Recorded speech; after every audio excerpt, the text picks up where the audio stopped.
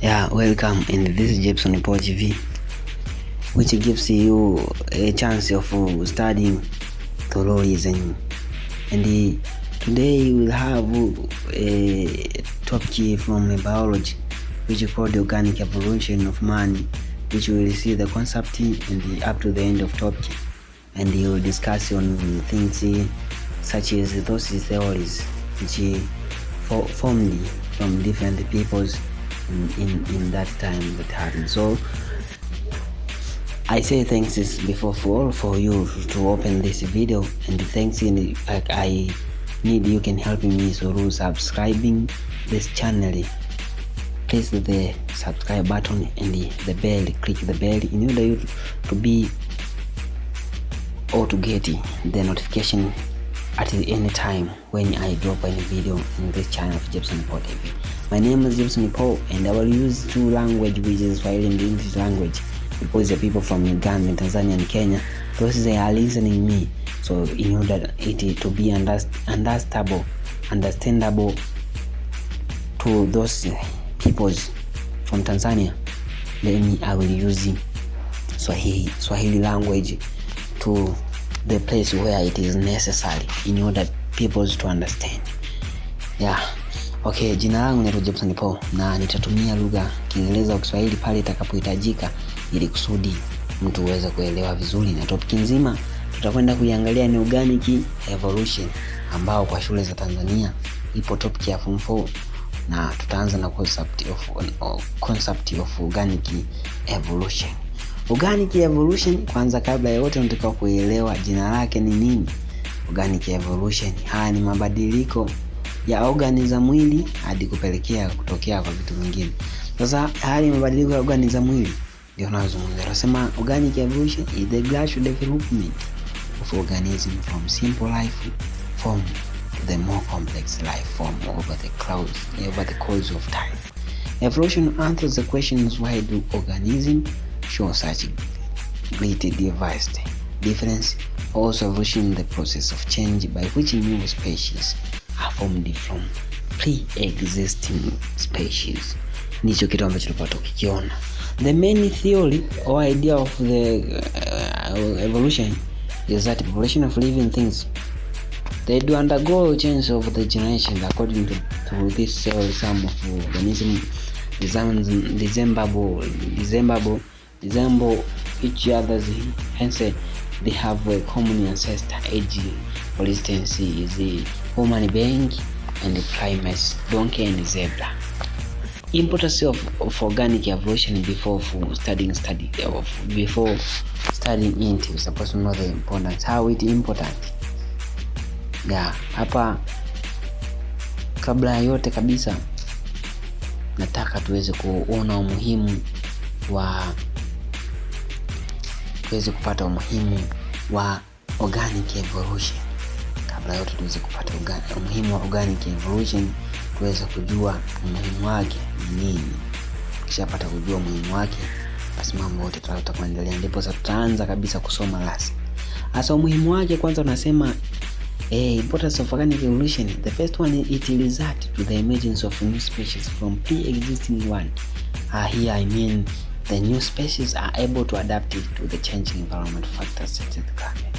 Inatusaidia kupata viumbe wengine kutokana na viumbe waliokuwepo. Yaani kutokana na viumbe waliokuwepo basi wanatokea viumbe wengine, na hiyo yote ni kutokana na mazingira kuchange, factors such as changing mazingira au chakula chenyewe. Hapa inatusaidia viumbe wanabadilika. Nyingine, organic evolution can modify some of the body structure of the organism to match the need of the environment. Sometimes evolution of man inaweza kusababisha maumbile yako yakaendana na mazingira kutokana na wakati huo. Yaani kama kipindi hicho kitu fulani kikiwa basi akipo mjini cha muhimu, basi mazingira yako, mwili wako unaenda kuwa kama vile ilivyo ili kuendana na mazingira. Sasa organic evolution can modify immune system to increase the survival. Nasema organic evolution inaweza kutusaidia kubadilisha mfumo mzima wa kinga ya mwili ili kusudi uweze kusababisha wewe kuongeza ile hali ya kuweza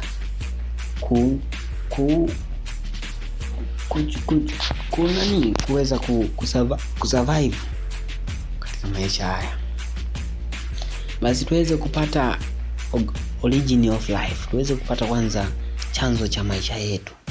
It is believed that the Earth formed around 4.58 or 54 billion years ago.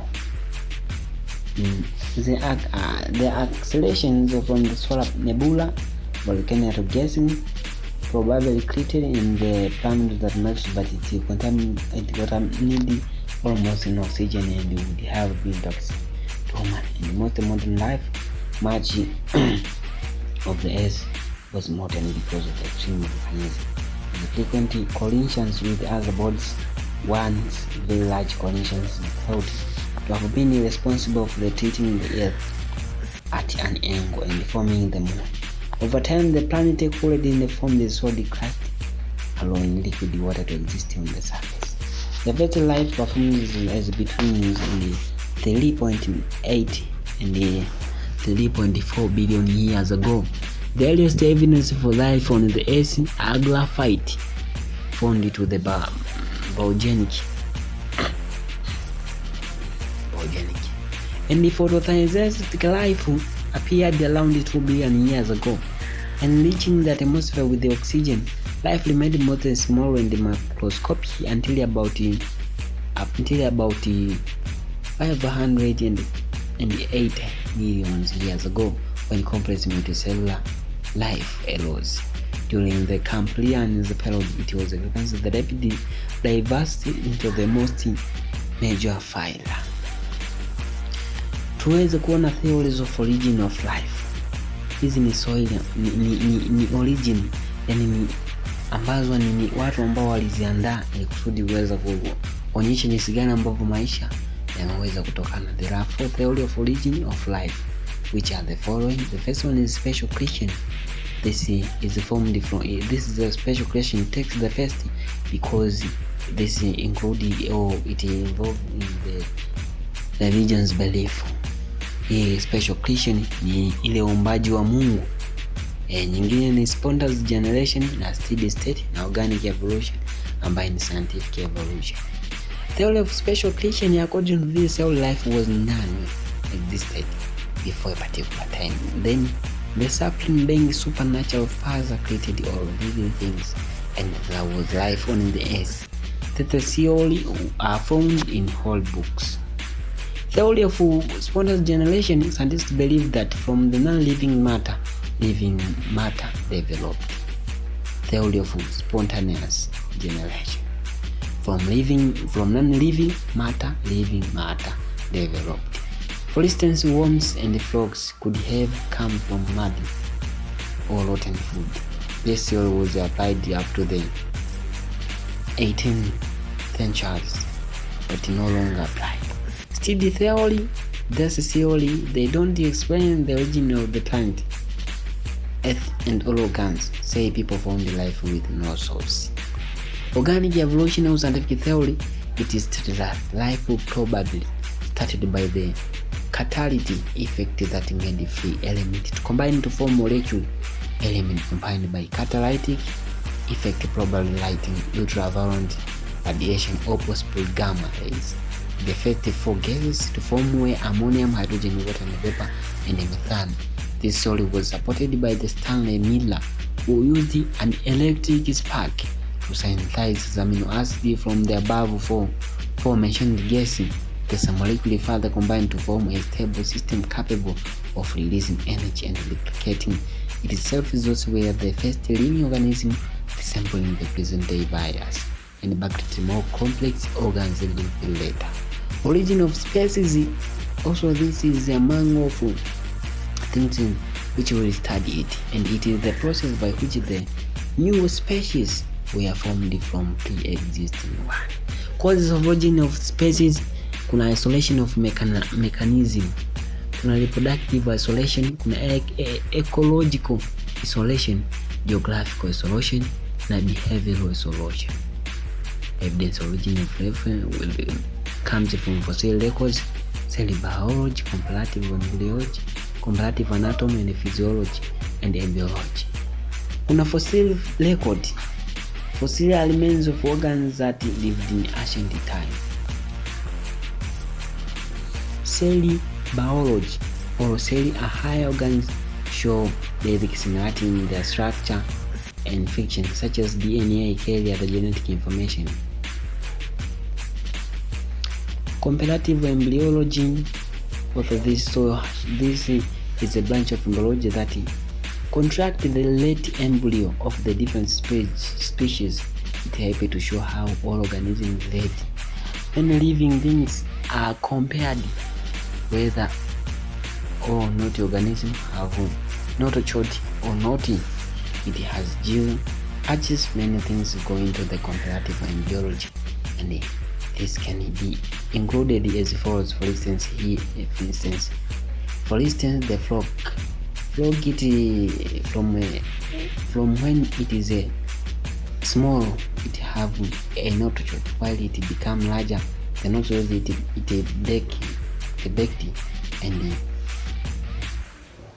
become without no it. Let us see another one is homologous structure. This homologous structure that are perform different functions though they have a similar central origin. Example, big structure in beads.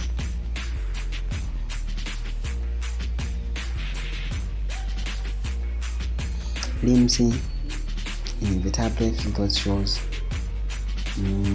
analog structure, conventional evolutionary structure, mechanism of evolution.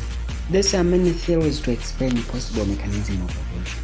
The first one is Lamarck theories, Darwin theories, Neo-Darwin theories, and punctuated equilibrium theory. The first one is Lamarck theory. Lamarck led to the principles of natural use and disuse of the structure. He observed that the more individuals use a part of his body, the more developed that became. If an individual failed to use a particular part, that part became weak and finally disappeared.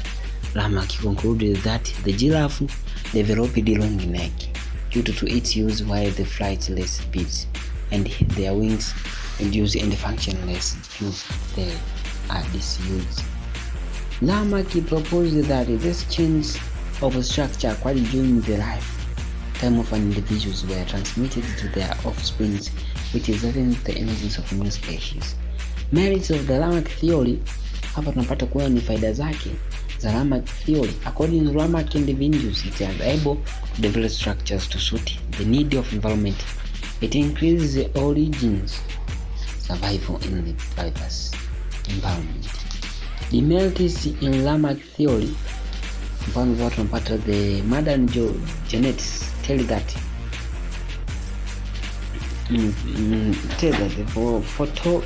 the phenotypical acquiring character cannot inherit. Therefore, Lamarck cannot explain the emergence of the new species.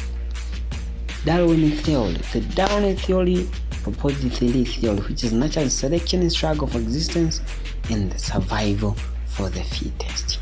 Some individuals possess particular variation in the population, which are the key factor in determining the survival and adaptation to the environment. This variation are selecting advantage given to one organism over another organism. This is natural selection. Struggle for existence. The population increase causes the competition between individuals for environmental resources. The result creates a struggle for the existence. Another is the survival for the fittest. Organism with the favorable variation will be selected by the environment in the favorable variation until the characters will be eliminated. These are the Charles Darwin theories proposed, which was natural selection and the struggle for the existence and the survival for the fittest. The merits of this Darwin theory, according to the Darwin's number of species tends to remain the constant all the time due to the regulation factors such as the food, disease, and predation. Let us see the image of the Darwin theory, which they say Darwin theory did not explain how change occurred by the chance. He was not able to explain how the transmission of the traits occurs, and the third theory was the Darwin theory. These are the theories that arose after the Darwin-Charles theory. They said that the process of evolution can be traced to changes that take place due to the mutation. Mutation brings change which can pass it to the next generation, which leads to the emergence of new species. Punctuated equilibrium theory. This theory was put forward by the Stephen Gould and the Niles elders. They proposed the species remain stable for a long time equilibrium, but often sudden and unpredictable changes spring up, punctuated giving rise to new structure and new species. Hii ni theory ambayo ilikuwa inaonyesha kwamba binadamu anakufa na wakati mwingine anazaliwa kama kiumbe kingine, huenda akazaliwa kama kuku au akazaliwa kama nini, kama binadamu au kama kiumbe chochote. Endapo akifa basi anazaliwa kama kiumbe kingine. Kwa mfano hapa alikuwa anamaanisha kwamba mfano kama mti ukifa basi unaweza ukazaliwa ukatokea kama binadamu, au wewe hata ukifa unaweza kutokea kama mbwa au kama nini, unaweza kutokea hivyo. Hapa ndicho alikuwa anamaanisha. Sasa tuweze kupata the effect of organic evolution. For effect matokeo yake ya organic evolution, kwanza tunapata the sickle cell anemia. Is a hereditary disorder in which the red blood cell assume a sickle cell essential, making them less efficient to the transportation of oxygen. Resistance to infections and drugs. There are some organisms that develop resistance to chemicals such as insecticides and antibiotics in continued use. Example, mosquitoes, penicillin, and bacteria. Melanin pigment. This melanin pigment shows this are some organisms that occur in two or more distinct forms, which are known as polymorphism. Example, polymorphism is preparing moth, which is occurring in white form, and the melanin form dark form. The mass is normally found on the trunks or branches of the trees where they conflict against the predator.